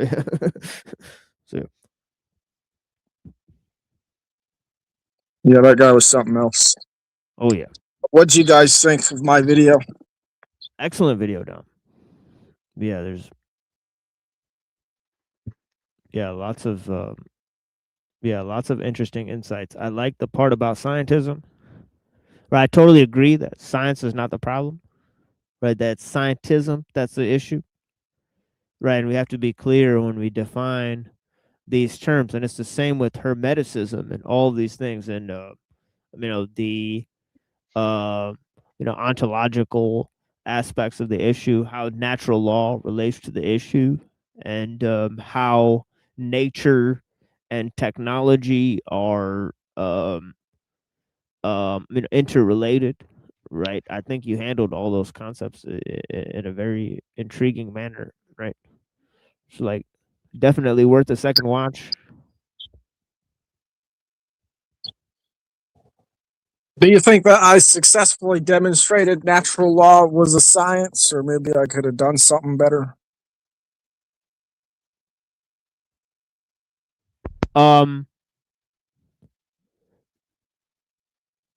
Yeah, absolutely. Right. But yeah, I'd have to know a lot more about that, in order to assess that claim, because I'm no master of the subject, as it were, right? Uh, but yeah, um, in terms of laying out the inconsistencies with the ideas of transhumanism and how they seek to surpass man and nature, right? I think you did an excellent job in detailing that. Well, thank you. Yeah, for sure, brother. And yeah, I gave a huge presentation in the beginning. Obviously, I'll give a huge one tomorrow. We're sort of I see going, Wolf. yeah, we're going towards a close, and Wolfie just joined us. Dom pointed out what's up, Wolfie, man? Are you doing okay? Yeah, everything's good, man. How you guys doing? Yeah, blessings, brother. Yeah, just chilling. Yeah, I wanted to say like with the with the tranny thing, the technology and humans. Oh yeah, the tranny humanism. Yeah. I mean, I seen that coming a long time ago. It's just, but like, I think there's something. I just think it's kind of like on some evil shit, but it could. But then again, it might not be. You know what I mean? If you're gonna try and put that, it's up to you if you want that in you or not, right? I don't know, because like, for example, right, like with non-surgical, right, nanos, right, they could put that in the food, or they could put it in the jabby stabbies, right, and that people don't necessarily know that they're getting it put inside, you know what I'm saying, right? Yeah. So I don't know, I mean, so I don't know if it's necessarily a choice, at that stage, right? Because if you have to, you know do all that to do work, because right now, right, there's people that they need to sign in to app to go to their job, or else they can't go to work without their cell phone. You know what I'm saying, right? So it's like, how long before we need people that do jobs that are literally, you know have to have a neural mesh installed, right, in order to run some of these highly complex machines, right, that communicate with the AI system. Some of these people are gonna, in order to compete, I think some of these people are gonna start doing it, right? So yeah, of course, it's gonna be a choice at first, right? Everything's a choice at first. It starts off as a convenience, right, and then it ends up becoming something that is ingrained, right? So this is a problem, right? It's like, how long until mandatory identification becomes a thing? It's already slowly Yeah. working its way into And everything. I Yeah, would or agree. graphene, tattoos and stuff that sense, diseases or stuff. How long before, people are required to do stuff like that, right? They're, at least the companies are getting greedier and greedier. They don't want anybody owning anything anymore. Everything has to be rented. They just Yep. want an ongoing stream of capital flowing Yes. into their companies, into their bank accounts. It's wild. I don't think it's gonna work. I don't think technology is that good. I think they're selling us something that is not that good, but it's good. But you see all these cars, the Waybos driving around in circles. The AI is not that good, bro. I don't think. I mean, they're trying to replace us, but I don't think it's gonna happen, bro. Have some faith. You know what I mean? We're too much. We're I think I I think I'm leaning towards that. I think for them to have their utopia, that level of technology is not attainable. yeah, me But neither. the level of technology that we end up having is just going to wreak a lot of havoc Yeah, on nobody. some level. Yeah, nobody here thinks that the world the transhumanists are building is real. So Yeah, I would say the most important aspect for the transhumanist agenda, if they really want everyone to get on board, is to convince everyone they need to get on board. That's really what it comes down to. Right, and that's why it's a slow crawl towards, making it seem like there's no other choice. But you can argue it's already happened. Look at us right now. well, you just contradicted yourself hardcore. You took a full 180. No. I was just saying, like, I don't think it's gonna be that good. But I'm saying what we're doing right now is kind of helping it. Yeah, but what do you mean? Like from saying, like studying the human, like, no, but I how mean, like from saying like it won't happen in a million years to saying like it's already happening. Like, what do you mean? No, I didn't say a million years. I just don't think it's going to be that powerful in a few Right. years. Like I don't think it's that powerful where we're going to be run by AI. That's what they're trying to convince us and do, but I don't think it's going to be like that powerful. But we are helping it, is what I'm trying to say, by being online, and the AI studies how people think, what we talk about. You know what I'm saying? Like, maybe I did contradict myself a little bit, but I'm just playing devil's advocate. You know what I mean? It kind of is. Yeah, I'm an idiot. It's fine. No, but I'm just saying AI is a big thing, dude. If you go back to like back in the day when I was a kid, self checkouts, dude, came out. I was like, whoa, they're just firing everybody. And then they're having computers just take their jobs. Like, this is the thing, but that's not manageable, because then everybody's stealing shit. And you get what I'm trying to say? Like, but we're also helping AI at the same time, because they get to know the humans, and they put it all, like, it's deep, but yeah. You know what I'm trying to. I know, maybe I'm just stoned, but I'm just saying, like, I think AI works off of people, or you can call it Satan. You can call it, most people call it demons, or whatever. You know what I mean? But yeah, I like where you're going with that. Yeah, you know what I mean? Like, but we kind of help it by like feeding it the way we think, the things we like. That's why you get shit in your feed. You talk about cat food and didn't even say it online or anything, and then you pull up your phone, you got an ad for cat food. Like, it's crazy. But yeah, we can get really deep into it. But well, I mean, there wouldn't be AI without humans, bro, is what I'm trying to say. Like, I think, and then they're trying to master that into AI, which is us, and try to take control. But I don't think that's gonna work. I just think it's gonna fail. Like I said, with these cars driving around in circles, the way, I don't know. Maybe I'm just not explaining myself right, and that's my fault. It's not y'all guys, but yeah. I think it's a bunch of hogwash bullshit. It's real. I think if we stick to our guns and just be who we are and just do what we do, I think everything will be all right. It's just, I don't know how we can stop it, bro, unless we all got together and we're on the same page, which is very hard to do these days.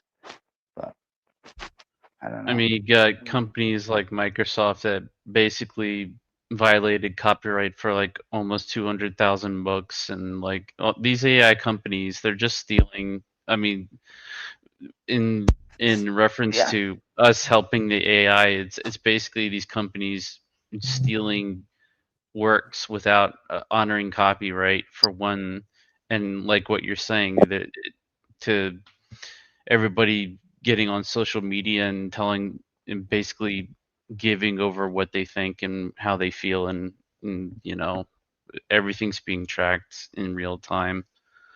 It's getting wild, I guess, as far as the surveillance aspect goes. Yeah, and after 9, you know, uno, that's especially in New York, all the everything Oh went up. yeah, Like it went all surveillance, everything. It's they put these weird boxes, like, and I think, 19 was all fake for for your face recognition, bro. That's why they made you wear these masks so they can freaking make sure the shit works and see through those things. Like, right. it gets scary, right? But how real is that?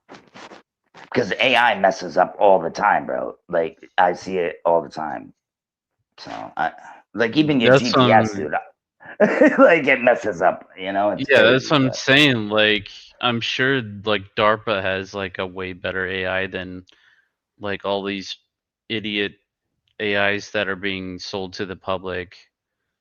I mean, Yeah. it's basically, if the AI is free, then you're basically giving them your data. That's basically you're Yeah. just giving them your data so they can just learn what you're thinking and what you're Right. feeling, and all these people are basically using AI right now as like a self-help therapist, and it's just like basically telling the AIs like your yeah, did deepest you see darkest that? fears and shit and like that, and trying to get help,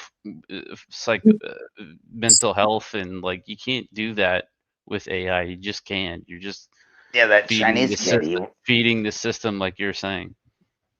Yeah, that Chinese kid. I don't know if you've seen it. Not to be like, but he was. I don't know if he was Chinese, but he was definitely Asian. But like he like tweet. He was talking to AI, and the AI was feeding him in his head.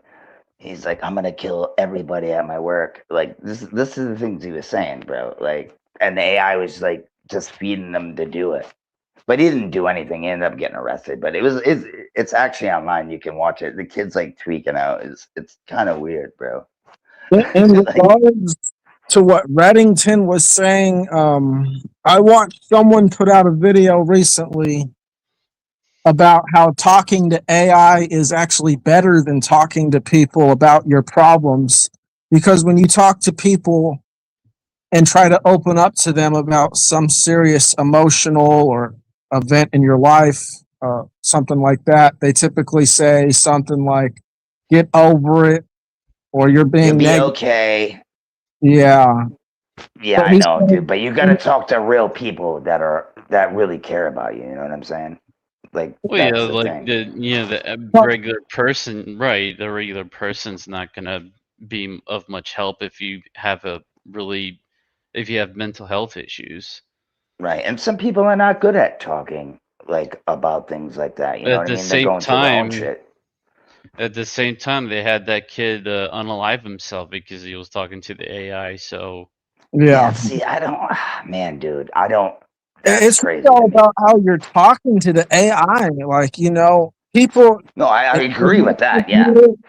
have to view it as a tool, for whatever it is that you're trying to use it for, whether to learn something or to help yourself or even be entertained. Don't attach yourself with the AI. And even I recommend, if you ever use AI, especially Gemini, tell it to be objective, be analytical, and do not offer unsolicited encouragement. And you will get 10 times better responses. Oh, I wouldn't doubt that. I don't talk to AI. I don't use AI. I guess we kind of do, you know what I mean? Like I'll we're look up being stuff to like, forced to use AI. If you're using a internet search and you see an AI yeah, answer, you're using it. Yeah, I just use Google, but yeah, that is kind of AI, right? So I don't go on AI like to make a song or to like have a conversation with some robot. You know what I mean? Yeah, so I gotta. I'm gonna go. Sorry, man. Yeah, blessings, guys. Yeah, appreciate you guys. I will be back tomorrow. Much longer show tomorrow. So come back tomorrow, everybody. I greatly appreciate you guys. You know what I mean? Yeah, I may do it. It's like all the search engines now. They have the AI answers in there. Right. Get some rest, TML. Thanks for having me on, brother. Yeah, thank you. And pretty much we're gonna do something maybe on Friday, right? So we're doing a show tomorrow, right? 9:15. We might do a show on Friday some point, right? It'll be called Technophiles versus Technophobes. So I don't know who will show up for that. Maybe we'll have a discussion, maybe not, but maybe I'll do an open format show on Friday, and then Saturday we'll open it up again to do a regular show, right? So we'll be streaming a little bit more this week. So come check us out tomorrow, right? Check us out maybe on Friday, right? Maybe on some other time, right? Obviously we'll be on Monday too for a music show, right? So we're on Wednesday, we may be on Friday, we're on Saturday, and we're definitely on Monday, right? So blessings to you guys, right?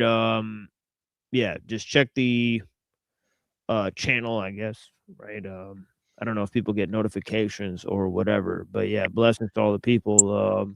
If you guys want to give some closers, I appreciate it. Maybe we can have Hank as the technophile. Yeah, I'm sure there will be some people, right? Technophiles, right? We get a few people, right? Technophobes. You get a few people that are saying it's all moving in a bad direction, right? So who knows? All right. Well, I'll just say good night, and we'll be on tomorrow. Yeah, thank you so much for joining again, man. I appreciate it. All right. Thanks for watching my video. Later. Yeah, of course. Yeah, peace on me. All right, y'all. Thank you for joining us on the Machine Lives, where we talk about the lies of the machine on the machine that lies. And enjoy the music. Do not seek the treasure. Yeah, and I may send everyone to the Balderson right after this. They're having a celebration of Uncle Teddy's birthday. Oh shit. So go celebrate Uncle Teddy's birthday, and also on the 22nd is his actual birthday, right? So keep that in mind for the triple OGs out there. Blessings.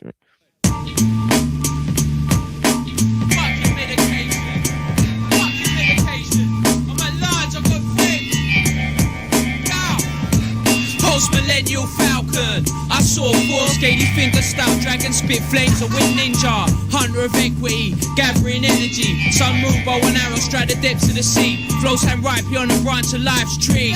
You work hard for the money, find yourself on a shopping spree. Grasp images, snatch a silhouette of self. Slide through the starfish prime Van Allen belts. I levitate above the Hubble. Telescopic range, blood through my veins equals product to bubble. Spill my seed into this earth to rebirth and fertilize. Basking in the light, 120 below Fahrenheit. Jenga spit Fahrenheit, ancient like troglodyte. Orchestrating chaos with Precambrian inside. Animalistic, metal claw go berserker. Stay happy in your compounds, your third gender clone workers. Champions on 6 sound, coated in magnesium. Exploding your flames and then take you to the heavens. Fake idol worship got you placed in the circuit. Merry band of misfits comes to burn down the circus. Toxins in my body, flesh dressed in rubbish. Laughing at you fucking people, devil stay puppets. You're just another customer, caught up in a double bluff. Magpie, you are sky, clocky diamonds in the rough. Knees all scuffed, trying to calculate this caper. Django Van Helsing is a champion of nature. Spy busters clocking us, you can stay stranger.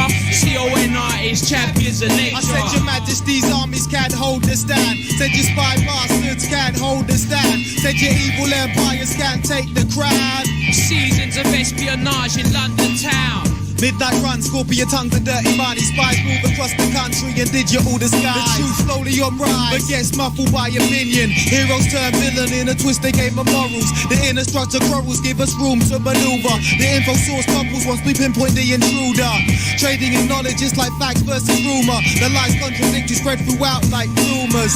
The freak virus, unleashed by modern science, designed and equipped to keep the population in compliance. Global giants terrorize the foundation. A conflict over the ways, a glaze over the ancients. Complications by unknown sources, cutting resources to make up for losses. Unseen bosses, world control's not electable, invariable, already in the hands of extraterrestrials. Said your majesty's armies can't hold a stand. Said your spy bastards can't hold a stand. Said your evil empires can't take our crown. Seasons of espionage in London town. Analog head nod, android monologues, MIDI mix molotov, spitting at your modern gods, pop art repetition, hype factories, bird's eye beast man, advanced spy strategies and art house crime families. When a million crimson palm farm hands uprise savagely, snatch your assets and blood money salary. Plasticky idols embody your blasphemy. The final conflict, apathy versus anarchy. It's the art of warfare. Welcome to my gallery. Your postmodernist monoliths are objects of sacrilege.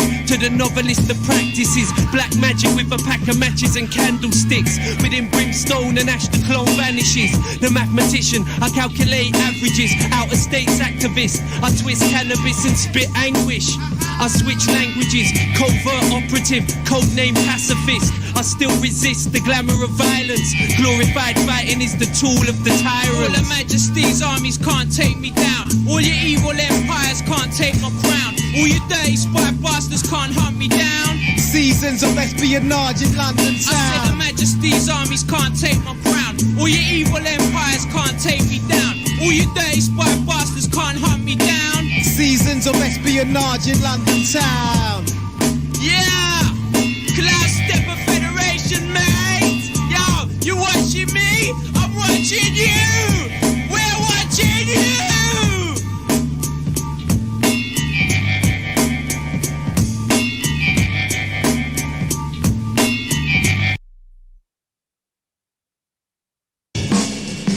Mega, what up? You already. Yeah, I'm just trying to live comfortable, but it's hard to appear modest and humble in convertibles. Automated with the curtain droop, furs a baby blue, Persian lady view, pearly gator shoe, early making loot like the youth on the paper route. Screw what they pursue. If shit don't bring the table food, shake a boot. High maintenance, condos with fireplaces, wine tasters, live gangsters with fly faces.